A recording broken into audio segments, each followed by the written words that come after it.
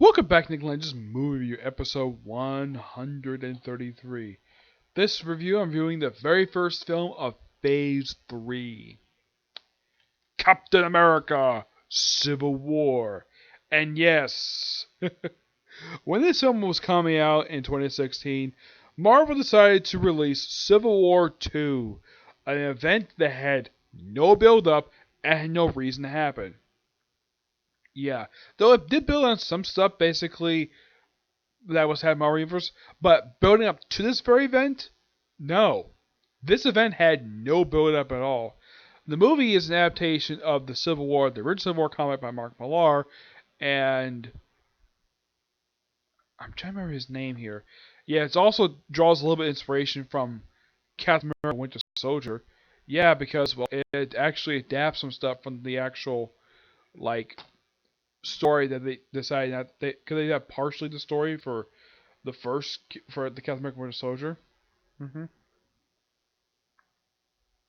Yeah, and the thing with this film is that well, it has the nickname of being referred to as Avengers 2.5 because they feature they pretty much feature every single hero that has appeared in the MCU at this point in time in this film. The only major characters who not show up in this film are the following: they don't have Nick Fury showing up. Yeah, he's absent from this movie. The Hulk, Thor, and I think Maria Hill is the only person I can think of who didn't show up in this movie. Yeah, the thing with the Hulk is, there was a rumor I heard that he was going to be included in this film, but they decided not to. Also, interesting fun fact about the previous Captain America film, Winter Soldier. That film, I forgot to mention this in my review for that film, that originally Hawkeye was going to pop up in the movie because Agent of Shield, he was looking for Cap. For some reason, they cut it from the movie. For some reason, I don't know why. So basically, because here's kind of the thing: Hawkeye has not appeared that very much in the MC, unlike some of the other characters. And his first appearance was in Thor. He appeared in 2 movies in Phase 1. In Phase 2, he appeared just for one film. Yeah, just one film, Age of Ultron. This phase, he appeared for 3 films. He appeared for this film. He also appeared for 2 Avenger films. And that's it. It's all he's done so far and I can think of. hmm Yep. And this film, they bring in everybody. Captain America, Iron Man, Hawkeye, Scarlet Witch, The Vision, War Machine, The Falcon. They pretty much line up as this. The Avengers, which at the end of Age of Ultron was simply Captain America, Black Widow, Scarlet Witch, The Vision, and The Falcon. Fun fact about the ending scene from Avengers Age of Ultron: they were going to include Captain Marvel in the scene, but they decided to cut that little thing out because she wasn't casted yet. She wouldn't show up in the MCU until 2019. So we have these 5 people along with Iron Man making his return to the movies, and let's see, yeah, also Hawkeye as well. hmm Yeah, this film is also famous for the first ever live action appearances of these following characters. The film also brings back General Ross. Yes, making his first appearance since The Incredible Hulk. Yeah, first appearance on screen in 8 years, and played by the same actor, William Hurt. Now, as for the reason why he couldn't come back, I don't know what the reason is. As far as I can tell, there's never been explained reason why General Ross cannot make a physical appearance like after Incredible Hulk. I mean, he's the only person they brought back from that film. They couldn't bring back Betty Ross for some reason. There's no mention of her at all in this movie. There's no mention of Doc Samson. There's no mention of the leader. There's no mention of the Abomination. Yeah, 4 characters for the movie aside from the Hulk, and no characters for the movie.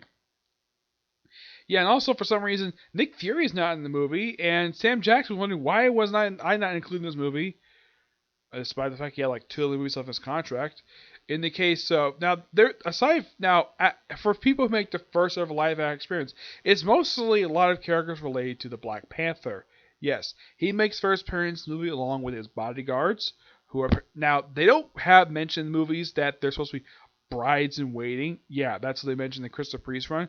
This is also his first appearance of Black Panther's father, T'Chaka, Baron Zemo, without his mask. Yeah, he does not wear the mask at all. He just refers to simply as Zemo. Despite the fact this is kind of basically based upon the Hamlet Zemo, the modern day Zemo, the one who's been appearing since the 80s. Yeah, that Baron Zemo. Not the original one made debut back in the 60s, who's no enemy of Captain America from World War II. There's also the first appearance of Edward Ross. And, oh yeah, Bucky Barnes returns to the movie in his third appearance in the movies. Yep, trying to think. Aside from the stuff related to Black Panther, yet this movie is also famous for the first MCU appearance of Spider-Man and May Parker, having 3 actors. They're on their third actress playing them. You have Marissa Tomei playing May Parker, who is a much younger character, and Peter Parker, despite the fact he's his aunt, he does not refer to his Aunt May. The first 2 Spider-Mans, they refer to his aunt as Aunt May, and yet in this film, he doesn't refer to her as that at all. Nope. Spider-Man, of course, is played by Tom Holland in his first time he's appeared in the movies as Spider-Man. Yes, how this came about is because of the email hack that Sony got in 2015. Yep, apparently one of the things they leaked was the deal between Sony and Marvel over the rights to Spider-Man. So they shared him because after this film, he would appear for 2 standalone Spider-Man films and the 2 Avenger movies. This movie was his first appearance. And this is something I thought was really weird, though. When the trailers were coming out for this movie, apparently some people didn't want to see the movie because they didn't like Spider-Man's suit. I saw the trailers. I love his suit that he has in the movie. I mean, yes, the only slight alteration they made to the suit is they gave him a black stripe across his arms. Yeah, and the fact his eyes were moving. Yes, thank you, Deadpool, for doing that. And the fact he had the webbing underneath the armpits. Yeah. The film itself is basically starts off with the return of Crossbones. Yes, Brock Rumlow in his Crossbones outfit. Though I was kind of hoping for the outfit he had in the comics, but the movie outfit is perfectly fine. I'm happy with it because, well, it's armor-like, and at least you can say this is Crossbones. Yep. Yeah, Brock Rumlow, apparently they're in Sokovia. The Avengers are there, evacuating people, and apparently Rumlow had blown us up and also cost people some lives in one building, so people were chastising the Scarlet Witch for this. Yeah, despite the fact this is clearly an accident, and yet this is what sparked the Sokovia Accords. They mention this at the end of Ant-Man. The Sokovia Accords. From what I can tell, this is the live-action version of the Superhuman Registration Act. At least in the film, they actually kind of explain what the heck the Sokovia Accords is. Yeah, apparently, like, all about supervision, because apparently, it's according to General Ross, who is, by the way, the Secretary of State in this movie. Yeah, apparently, what happened with the first 2 Avenger films, Winter Soldier, and I think just those 3 films. Yeah. Apparently, yeah, they don't fly. Now, I get why Winter Soldier, because Russo's made that one. Avengers, because, okay, you think so, yeah. The whole thing with those 3 events, Hydra was going to come out anyway, so I don't know why he's blaming them for what happened. Now, Cap points out, though, we don't need supervision. And Ross says, yeah, you do. And Cap's like, no. Yeah, the whole argument is simply this. You need supervision. No, we don't. Yes, you do. No, you don't. Yes, you do. That's the argument, basically, in this movie. It's all about supervision. And the fact of working with... Now, S.H.I.E.L.D. does not mention this movie at all. Nope, they are nowhere to be seen.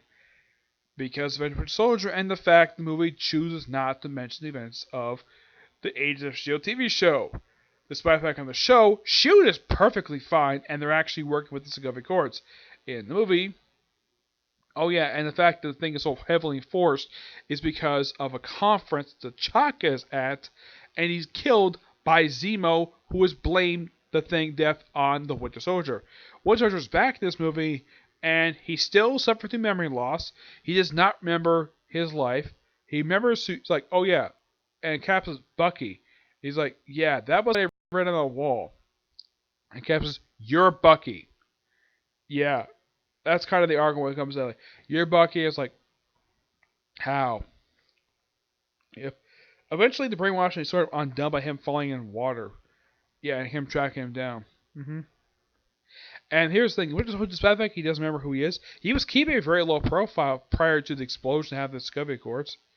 Yep. And of course, well, Iron Man does prove that Winter Soldier is not responsible for what happened at the Sokovia conference, but he still wants a criminal, so go arrest him anyways.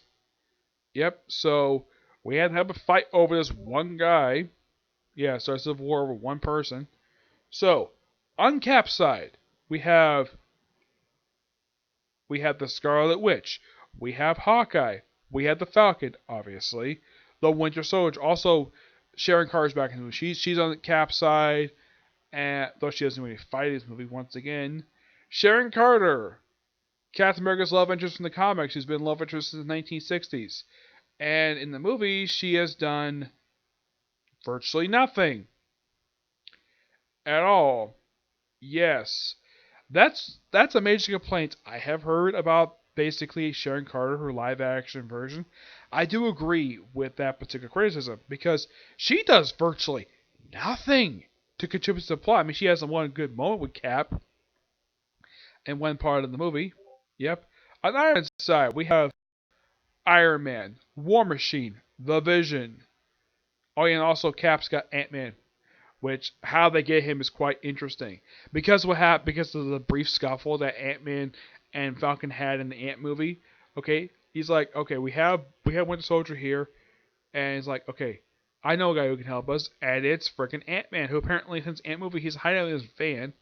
Yeah, apparently he doesn't have a place to stay at for some reason, though he does have a place in his own in the sequel to this movie, Ant-Man and the Wasp, which does loosely follow the events that happen in this movie. Yep.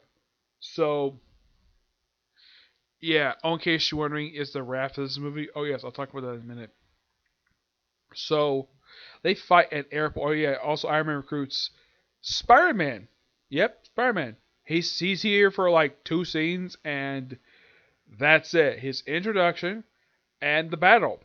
They had the movie at a German airport, which I gotta give props for Iron Man for doing this. He actually evacuated the airport, so there'll be no casualties. Yep. Though the scene is very similar to a scene that happens in the Civil War comic book. Though the difference is we don't have Cap's side being tricked by Iron Man's side. They come into a Stark facility this time. Yeah, but it's a very similar scene. And we have a character going giant size. But here's the thing also. We don't have a clone of Thor here. Nope. No clone of Thor. Yep. So they have their big epic battle across this airport. We even have Spider-Man interacting for the first time in the MCU with Falcon and the Winter Soldier. Now, Spider-Man has interacted with Falcon many times in the comic books. Bucky Barnes, as the Winter Soldier, as far as I could tell from reading in the comic books, Spider-Man just never interacted with when he was before he became Captain America in 2010. Yeah, before he became Captain America before Civil War 1, he never interacted with him at all. And then when he became Captain America, that's when he started interacting with him. And I love his banter in the movie. I think it's so cool. We finally have Spider-Man in the MCU, and then after this battle, of course, Ant-Man's eventually taken out thanks to Spider-Man. Like, yeah, let's do this classic movie thing. Yeah, basically, Emperor he just swings his web across Ant-Man's legs. War Machine makes it like, hey, let's copy that. Take down Ant-Man. Okay, yeah, you could call him simply Giant Man. Yep. Oh yeah, and apparently that. This is actually him. This is revealed in Ant-Man and the Wasp. This is him going 61 feet tall. Though there's a joke related to that in Ant-Man and the Wasp. I'll get to that. So, yeah, and Zemo just manipulating. And how Winter Soldier basically. He gets sort of brainwashed by Zemo to reveal what happened with Sokovia. Yeah, apparently Zemo is pretty much someone who's from Sokovia. And he blames the Avengers what happened at this bad fact was Ultron's fault, not freaking the Avengers. We also have a woman who blames Tony Stark what happened to her son, despite the fact that was Ultron, what happened at Sokovia. This is actually taken from a scene in the comic books where Iron Man got slapped in the face for what happened in Stanford. So yeah, the whole thing with Scarlet Witch causing destruction of one building, yeah, that's the Stanford incident for the MCU. Which, the thing is, she was kind of manipulated doing that. Unlike in the case of the comic books, where it's like, oh, we have new warriors beating up Nitro in the middle of Stamford, Connecticut, before he had to blow himself up to show how cool he is. Yeah, that's Nitro for you. A guy whose power cannot do this in the comics. He cannot cause a massive explosion like this. Yeah, look it up. There's no him in this movie, but we have Crossbones. Yep. Oh, and it's kind of a good thing though. They don't have it where Cap and Scarlet Witch had a one night stand in the movies. They had a one night stand in the comic books before she went freaking nuts. Also, there's this really funny scene where you have Falcon when Soldier in the car argue over car seat, and then you see Cap making out with Sharon Carter, and both are smiling and dying like, "Yeah, good job, man. You got to have a smoking hot girl." Oh yeah, and it's also in this movie that Sharon is definitely the niece of Peggy Carter. Here's kind of thing with that. This is kind of weird how they explain how she's her niece, because Sharon looks like she's probably in her, I would say mid to late 30s, I'd say, and Peggy, at the time when she showed up in Winter Soldier, she was roughly about in her, I'd say, pushing 80. How can this one be her aunt, unless, of course, Peggy had a much younger sister that she probably didn't know about? Yeah, this is never explained.